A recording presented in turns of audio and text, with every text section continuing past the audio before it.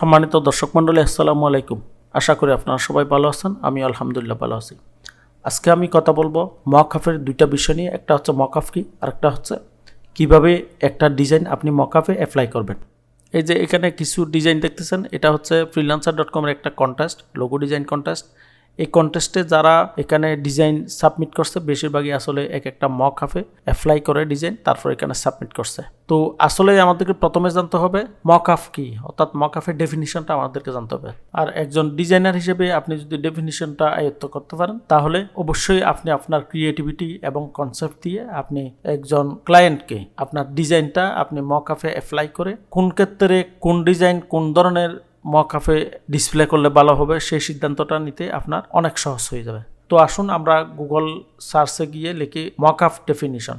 Mockup definition দিয়ে যখন আমি সার্চ করছি তখন সংক্ষেপে একটা ডেফিনিশন আসছে, সেটা হচ্ছে a model or replica of a machine or structure used for instructional or experimental purposes. অর্থাৎ এখানে যেটা সংক্ষেপে বুঝাইতে চাচ্ছে সেটা হচ্ছে আপনি যখন কোনো একটা ডিজাইন রেডি করবেন, সেই ডিজাইনটা একজন ক্লায়েন্ট সেই ডিজাইনটাকে কোনো একটা পারপাসে কোনো একটা জায়গায় বাস্তবে ইউজ করবে ভবিষ্যতে। সেটা হয়তো সাইনবোর্ডে হতে পারে, সেটা বিজনেস কার্ডে হতে পারে, সেটা ওয়েবসাইটে হতে পারে, সেটা আপনার কোনো একটা পণ্যের লেভেল হতে পারে। তো সেই জিনিসগুলো যদি আপনি অগ্রিমভাবে অ্যাডভান্স আপনি যদি সেটা একটা মকআপের মাধ্যমে ক্লায়েন্টকে ডিসপ্লে বা প্রেজেন্ট করতে পারেন, তাহলে সেই জায়গায় হবে আপনার এটা ক্রিয়েটিভিটি। আপনি মনে করেন একটা মেটাল কোম্পানির অর্থাৎ একটা লোহার ইন্ডাস্ট্রির একটা লোগো করছেন, সেটা যদি আপনি একটা কসমেটিক্সের মকআপ ব্যবহার করলে সেক্ষেত্রে এটা মেসিং হবে না। সেক্ষেত্রে আপনাকে দেখেন একদম উপরে বাম পাশে এখানে যে মেটালের একটা মকআপ দেখতেছেন সেটা খুবই পারফেক্ট হবে। এই জিনিসটাই আসলে আপনাকে সতর্কতার সহিত ইউজ করতে হবে, কোন ডিজাইনটা কোন মকআপে আমি ইউজ করব। তো সম্মানিত দর্শক মণ্ডলী, এখন আমি আপনাদেরকে ফটোশপে গিয়ে দেখাবো কিভাবে একটা ডিজাইন আপনি মকআপে অ্যাপ্লাই করবেন। তো এই কাজের জন্য আপনার আসলে ফটোশপটা অবশ্যই লাগবে। আমি যে ফটোশপ সফটওয়্যারের ভার্সনটা ব্যবহার করতেছি সেটা হচ্ছে ফটোশপ সিসি 2021। তো আমি আমার অ্যাডোবি ইলাস্ট্রেটর ফাইলে আমি একটা ডিজাইন রেডি করে রাখছি। এই ডিজাইনটা আপনাদেরকে বিভিন্ন মকআপে অ্যাপ্লাই করে করে দেখাবো। আসলে এক একটা মকআপে এক একভাবে ডিজাইন অ্যাপ্লাই করতে হয়। সেই জিনিসটা আপনারা আমার এই ভিডিওটা পুরো দেখলে, একদম নতুন ডিজাইনার হয়ে থাকলে অবশ্যই আপনারা মনোযোগ সহকারে দেখবেন কোন মকআপের ক্ষেত্রে কোনখানে ক্লিক করে আমি ডিজাইনটা অ্যাপ্লাই করতেছি। তো আপনি যদি আমার এই চ্যানেলে নতুন হয়ে থাকেন তাহলে আপনি আমার চ্যানেলটা সাবস্ক্রাইব করে রাখতে পারেন। আমি নিয়মিত ফ্রিল্যান্সিং ডিজাইন রিলেটেড ভিডিও নিয়মিত আপলোড করি। তো আপনারা যদি বেল বাটনে ক্লিক করে রাখেন তাহলে যখনই আমি কোনো নতুন ভিডিও আপলোড করবো সাথে সাথে আপনারা নোটিফিকেশনের মাধ্যমে জেনে যাবেন। আর যারা সাবস্ক্রাইব করেছে তাদেরকে অসংখ্য ধন্যবাদ। তো প্রথমে আমি চলে যাচ্ছি অ্যাডোবি ইলাস্ট্রেটর ফাইলে। অ্যাডোবি ইলাস্ট্রেটর ফাইল থেকে আমি আমার এই ডিজাইনটা আমি কয়েকটা মকআপে অ্যাপ্লাই করে আপনাদেরকে দেখাবো। আমি প্রথমে এটা কন্ট্রোল সি দিয়ে কপি করলাম আমার এই ডিজাইনটা, তারপর চলে গেলাম ফটোশপে এসে মনে করেন একদম নিচে থেকে শুরু করি। প্রথমে আমি এই যে একটা সব প্যাকেট, এটা খুব কমনলি সবাই ব্যবহার করে, আমি এটা দিয়ে শুরু করতেছি। ক্লিক করে এটা ওপেন হবে।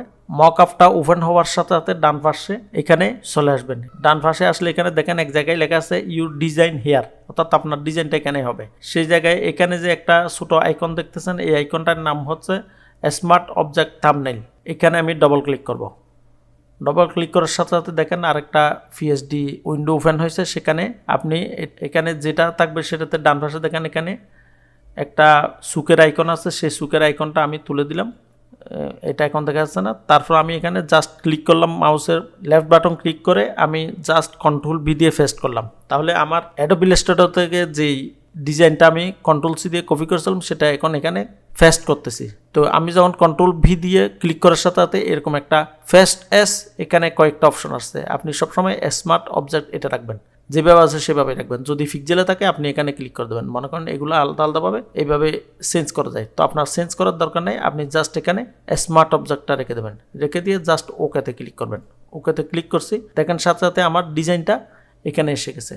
তো এখানে এখন আপনি জাস্ট ফ্রি হ্যান্ডে মাউসের লেফট বাটন ধরে কোনো একটা প্রান্ত ধরে আপনি এভাবে বড় করবেন, সাথে সাথে এটা দেখেন আনুপাতিক হারে এটা বড় হয়ে যাচ্ছে। আর যদি আপনি শিফট অথবা অল্ট চিপে ধরে করেন তাহলে এটা হরিজেন্টাল এবং ভার্টিক্যালি বেশ কম হয়ে যেতে পারে। সেজন্য আপনি জাস্ট ফ্রি হ্যান্ডে লেফট বাটন ধরে মাউসের লেফট বাটন ধরে এভাবে বড় করবেন। আমি বড় করলাম, সেটা আপনার পজিশন মতো, আপনার এটা যেহেতু সব প্যাকেট সামনে দেখা যাবে, এটাতে আমি একটু বড় করে দিই, বড় করে দিলাম। এখানে যখন আমি এভাবে নড়াচড়া করতেছি তখন স্মার্ট অবজেক্ট বলে একটা লাল চিহ্ন আমাকে ডিরেকশন দিচ্ছে এটা পজিশন বরাবর হয়েছে কিনা। এটা এখন হরিজেন্টালি পজিশন হয়েছে, এবার আমি ভার্টিক্যালি পজিশন করব। দেখেন দুইটা এখন হরিজেন্টাল এবং ভার্টিক্যালি এটা সেন্টারে আছে।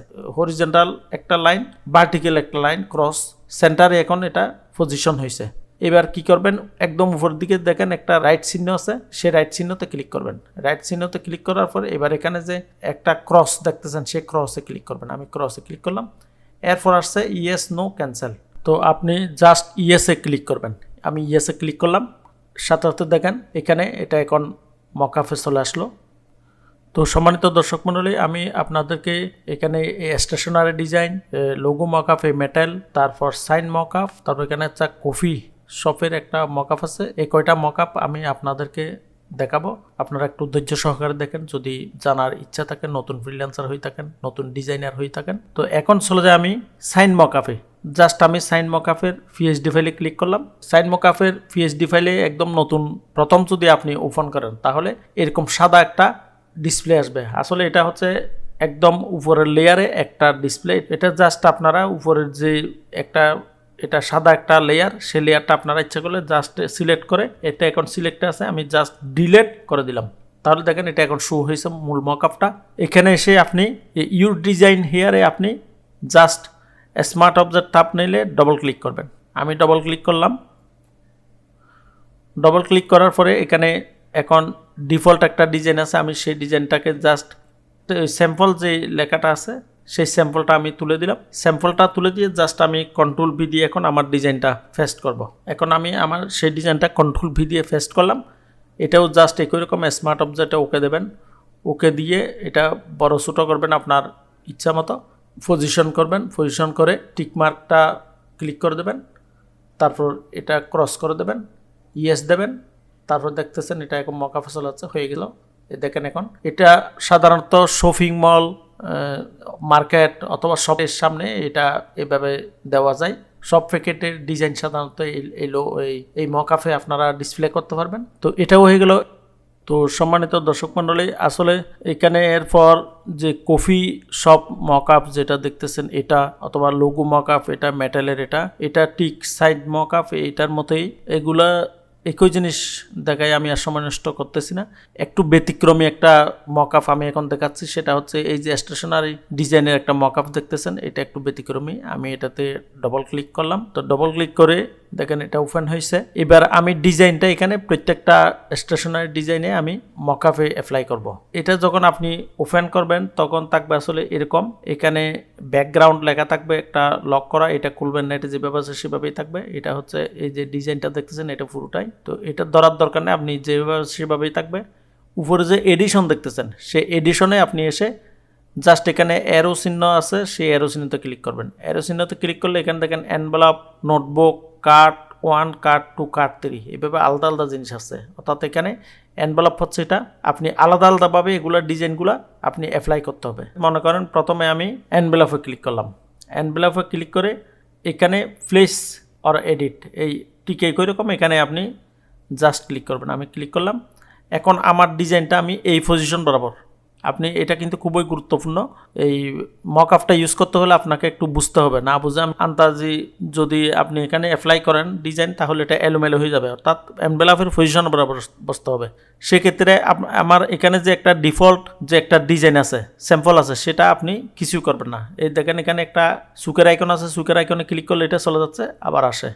তো আমি এটা তুলতেছি না আমার পজিশন ঠিক করার জন্য। আমি আমার ডিজাইনটা এখানে জাস্ট কন্ট্রোল ভি দিয়ে পেস্ট করলাম।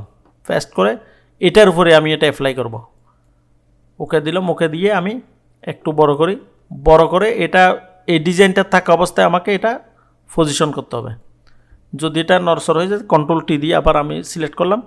সিলেক্ট করে আমি এইভাবে টেনে এনে এটার পজিশন বরাবর, এটা যে পজিশন আছে সেই পজিশনে দিলে এটা খামের মধ্যে ঠিকঠাক মতো বসবে। এবার এটা আমার মনে হচ্ছে এটা পজিশন বরাবর বসছে, অর্থাৎ ওই যে স্যাম্পল লোগো আছে সেটার হুবহু একই পজিশনে থাকতে হবে। এটা পজিশন বরাবর বসানোর পর আপনি জাস্ট এখানে যে প্লেস ইউর ডিজাইন হেয়ার আছে সেই ডিজাইনটাতে আপনি জাস্ট এটা সুকের আইকনটা তুলে দেবেন। সুকের আইকনটা তুলে দিলে আপনার শুধুমাত্র আপনার যে ডিজাইনটা আছে সেটাই শো করবে। তো আমি এখন এটা জাস্ট ক্রস করে দিলাম, ইয়েস দিলাম, দেখেন এখন আমার ডিজাইনটা খামের উপর পজিশন বরাবর বসছে।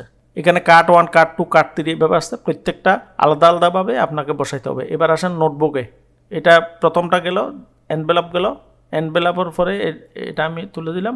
এবার আসেন নোটবুকে আমি ক্লিক করলাম। নোটবুকে ক্লিক করে জাস্ট একই রকম এখানে থাম্বনেইলে ক্লিক করবেন।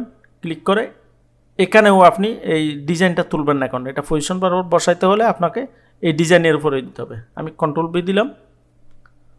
কন্ট্রোল ভি দিয়ে আমার ডিজাইনটা আমি পজিশন বরাবর বসাচ্ছি। আমার মনে হয় এটা পজিশন বরাবর আছে। তারপর আমি যে স্যাম্পল ডিজাইন আছে সেটা আমি তুলে দিলাম। এই সুকের আইকনটা ক্লিক করে দিলে আপনার ডিজাইনটা থাকবে, ওটা চলে যাবে। এবার আমি এটা ক্রস করে দিলাম, ইয়েস দিলাম। দেখেন নোটবুকে এসে গেছে, এটা ক্যালেন্ডারের মতো মনে হচ্ছে, এটা নোটবুক অথবা ক্যালেন্ডার যেটাই হোক এটাতে এসে গেছে। এবার আমি কাট 1-এ যাব। কাট 1-এ ক্লিক করলাম। ক্লিক করে একইভাবে এখানে ক্লিক করলাম। এখানেও ঠিক একই কাজ করব আমি পজিশন বরাবর। স্মার্ট অবজেক্ট অতটুকুতেই থাক। তারপর নিচে যেটা আছে আমি সুকের আইকনটা তুলে দিলাম, তাহলে আমার ডিজাইনটা থাকলো। এটাও একইভাবে ইয়েস করলাম, তাহলে এটাতে আসলো। এই দুইটা বাকি আছে। আচ্ছা, নোটবুকের পরে কাট 1 গেল। এবার আমি যাব কাট 2-তে। কাট 2-তে আমি একইভাবে ক্লিক করলাম। ক্লিক করে এখানেও আমি কন্ট্রোল ভি দিয়ে পেস্ট করলাম আমার ডিজাইন, পজিশন বরাবর আইডিয়া করে বসাই দিয়ে তারপর এটা সুকের আইকন তুলে দিলাম। তারপর এটা ক্রস করে দিলাম, ইয়েস। দেখেন কাট 2টা হয়ে গেছে। এরপর বাকি আছে কাট 3, উপরের এটা। তো কাট 3-তে ক্লিক করলাম। ক্লিক করে নিচের দিকে গেলাম, একইভাবে ডবল ক্লিক করলাম। ডবল ক্লিক করে দেখেন এখানে এটা পরিপূর্ণ একটা কাট। তো কাট হলো আমি জাস্ট শুধু আমার ডিজাইনটা বসাবো এখানে। তাহলে ডিজাইন যদি বসাইতে চাই, আমার লোগোটা শুধু যদি বসাইতে চাই, তাহলে লেখাগুলো থাকবে বাম পাশে। আমি না, এটা আসলে সব লেখাগুলো একই লেয়ারে। এটা যদি মনে করেন আপনি বিজনেস কার্ডের ডিজাইন হচ্ছে, তাহলে বিজনেস কার্ডটা রেডি করে আপনি জাস্ট লেখাটা কপি করে এখানে এনে লেখা এবং লোগো সহ আপনি এখানে পেস্ট করতে পারবেন। তো আমি আপাতত আপনাদেরকে শুধুমাত্র লোগোটা পেস্ট করে দেখাচ্ছি। তো কন্ট্রোল ভি দিলাম আমি। কন্ট্রোল ভি দিয়ে আমি মনে করেন এটা আপাতত সেন্টার রাখি। এটা যদি সিলেক্ট চলে যায়, তাহলে আপনি কন্ট্রোল টি দিলে আবার সিলেক্ট হয়ে যাবে, তাহলে আপনি এরকম বড় ছোটো করতে পারবেন। আমি পুরো কার্ডের মধ্যে এটা দিয়ে দিলাম। দিয়ে টিকমার্ক ক্লিক করে দিলাম। তারপর আমি এই ডিজাইনটা তুলে দিলাম, তাহলে আমারটা থাকলো শুধু। এবার ক্রস করলাম, ইয়েস দিলাম। তাহলে পুরো স্টেশনারি ডিজাইনের মধ্যে আমার লোগোটা অ্যাপ্লাই হলো মকআপ হিসেবে। তো সম্মানিত দর্শক মণ্ডলী, আশা করি আপনারা আমার এই ভিডিওটা দেখে কিভাবে একটা মকআপে অথবা স্টেশনারি ডিজাইনে একই মকআপের ভিতরে ভিন্ন ভিন্ন ডিজাইনের মধ্যে ভিন্ন ভিন্নভাবে কিভাবে আপনি আপনার ডিজাইনটা অ্যাপ্লাই করবেন সেই জিনিসটা ক্লিয়ারভাবে বুঝতে পারছেন। তো আপনারা যদি আমার এই ভিডিওটা দেখে সন্তুষ্ট হয়ে থাকেন, তাহলে আপনারা আমার ভিডিওটা নিচে একটা লাইক দিন এবং কমেন্ট করে আপনারা আমার কাছে জানাতে পারেন পরবর্তী ভিডিও কি বিষয়ে দিলে আপনারা সন্তুষ্ট হবেন। আমি আপনাদের কমেন্টের উপর ভিত্তি করে পরবর্তীতে সেই ধরনের ভিডিও আমি আরও আপলোড করব। মকআপের উপরও আমার আরও ভিডিও আপলোড করার চিন্তা ভাবনা আছে এবং লঘু কনসেপ্টের উপরও আমার ভিডিও আসবে অতি শীঘ্রই ইনশাল্লাহ। তো আজকে পর্যন্তই, আসসালামু আলাইকুম।